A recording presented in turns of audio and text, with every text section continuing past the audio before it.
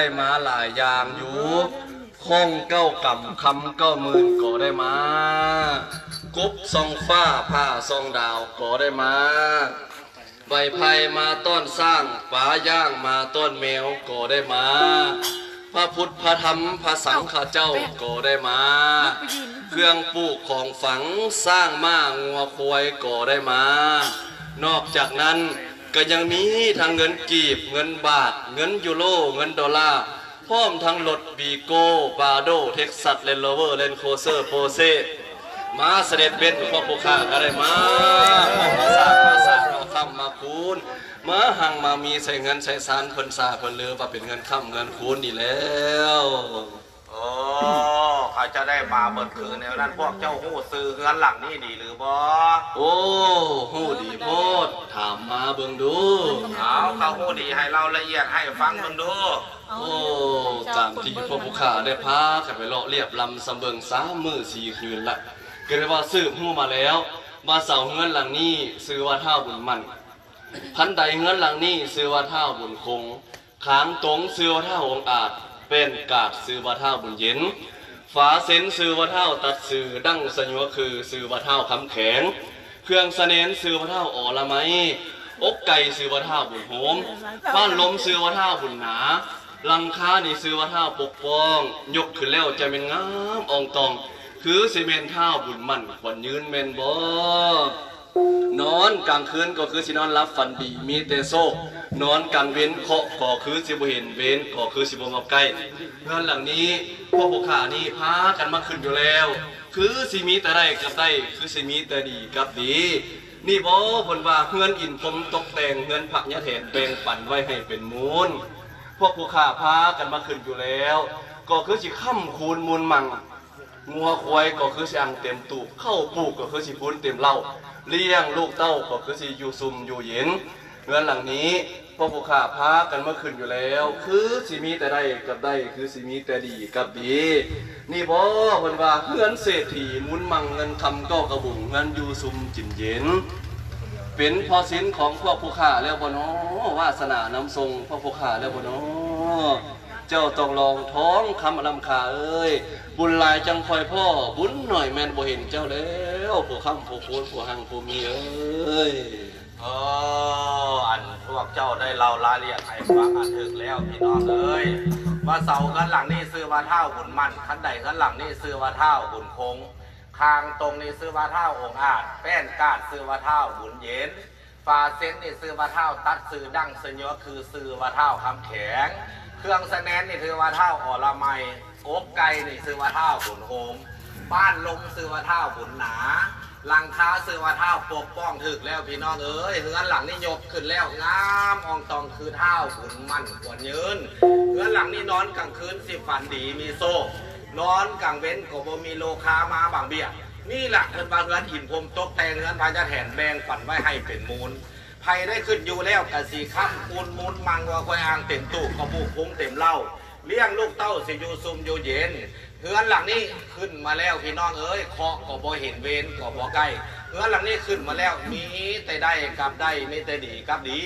นี่แหละคนจะมาเฮือนเศรษฐีมุดมังเงินคำเก้ากระบุงพี่น้องเอ้ยเป็นพสินพวกเจ้าวาสนาน้ำทรงบุญหลายพวกเจ้าจึงมาพ่อบุญน้อยแม่นบ่เห็นเจ้าเอ้ยถ้าว่าญาติพี่น้องเสียมาคำมาคุณอันใดก็มีเบิดผู้ข้าปรึกษาน้ำบนตู้ใหญ่แม่ตู้ใหญ่ก่อนเด้อ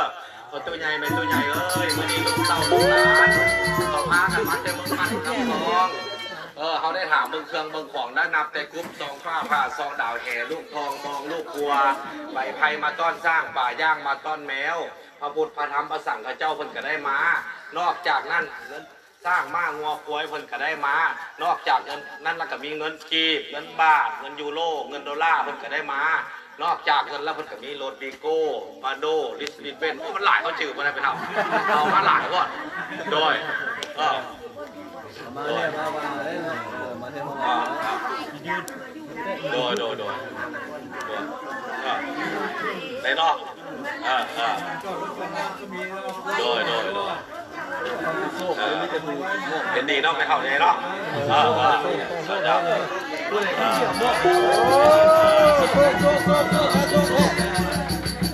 เอาญาติพี่น้องเอ้ยมาคนขั้วกับประตูใหญ่เป็นตู้ใหญ่แล้วมาว่าโอ้พี่น้องได้เงินคำกับเจ้าได้ขมีเบิด ไม่ละ พี่น้องเอ้ยรถล้าหันก็เป็นอย่างเอามาหลายก็ได้เพราะว่าเดินบ้านเขามันกว้างเ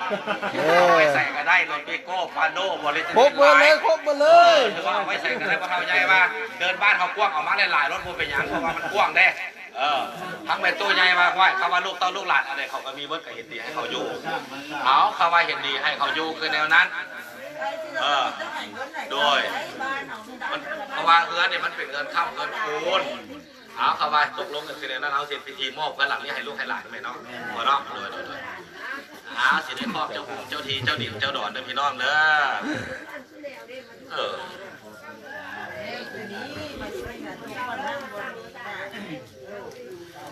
เอาถามญาติพี่น้องตื่นอีกเลยเนาะคือว่ามื้อนี้ญาติพี่น้องมานี่มีแม่ตู้มันแม่ตู้ยืนเพิ่นกับมานำเฮาอยู่บ่อันป้าหังป้ามีป้าคูนเด็กกับมานำเฮาอยู่บ่มาหังก็มีพระคุณก็มาอันเจ้าขุนมุนนายเนี่ยเพิ่นกับมานำอยู่บ่มาดิเจ้าคุณมุนนายด้วยเด้อผู้นี้เด้อตัวใหญ่มีแต่บุ้งเอาคูนเข้ามาเฮือนเขาเย็นว่าเฮือนเราเงินข้ามเงินคูนแม่ตู้มันแม่ตู้ยืนกับมาป้าหังป้ามีป้าคูนกับมาโดยโอ้ยโดยมาขับมาพูดเจ้าคุณนายมันทำมามันก็ได้เนาะ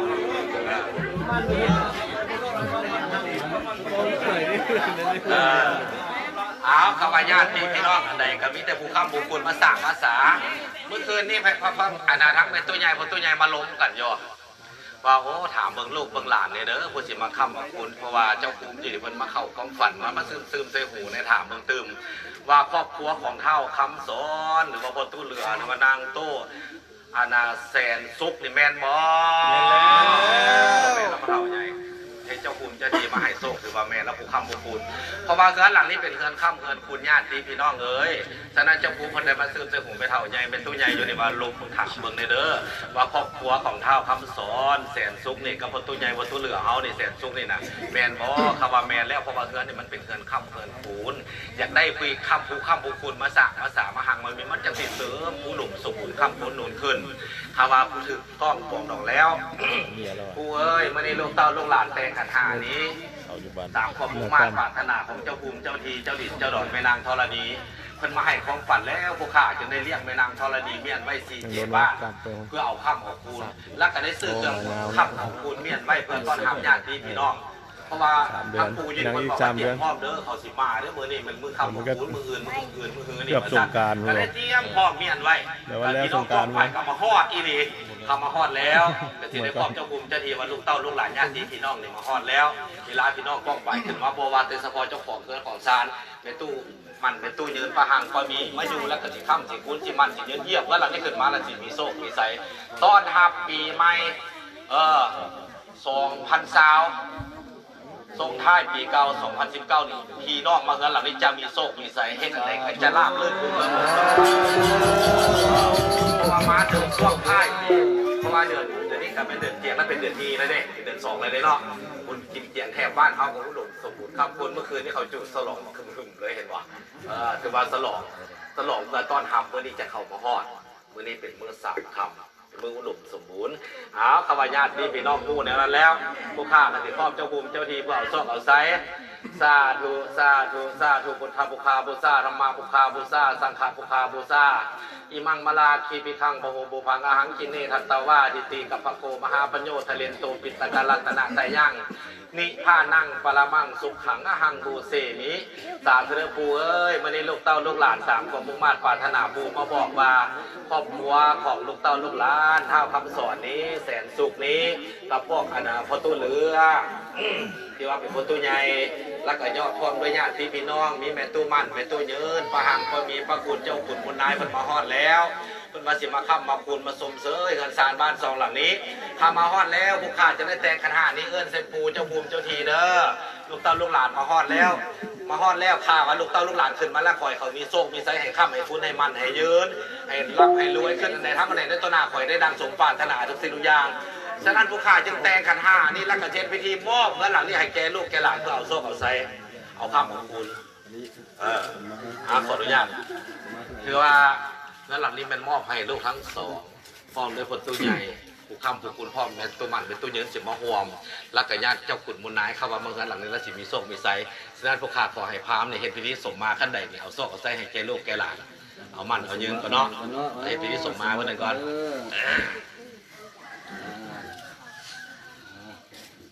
อายุโยลงมา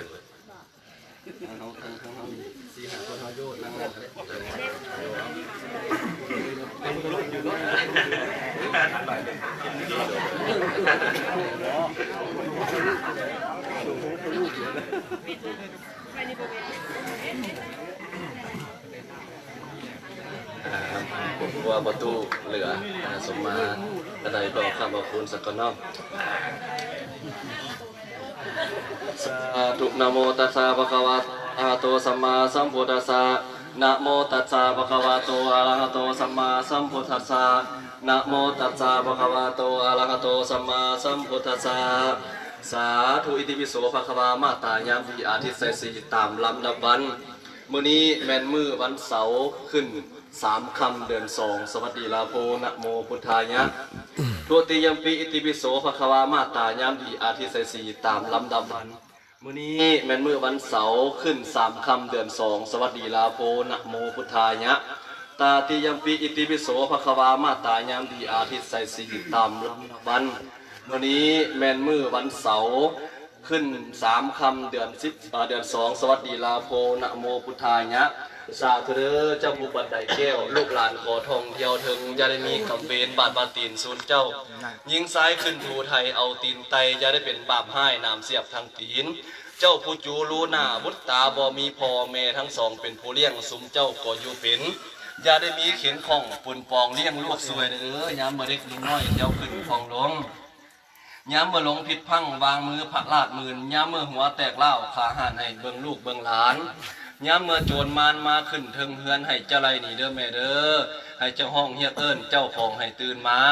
ยามเมื่อเข้าน้ำซ้ำป่าในเฮือนเขินขาดขอให้แม่แลนลัดต้อนของเข้าเสือนเด้อแม่เด้อวันนี้มีครอบครัวของพ่อตู้เหลือครอบครัวของเท่าคำสอนนางโต้แสนสุขเนาะพร้อมด้วยลูกเต้าลูกหลานแล้วก็ไปนาง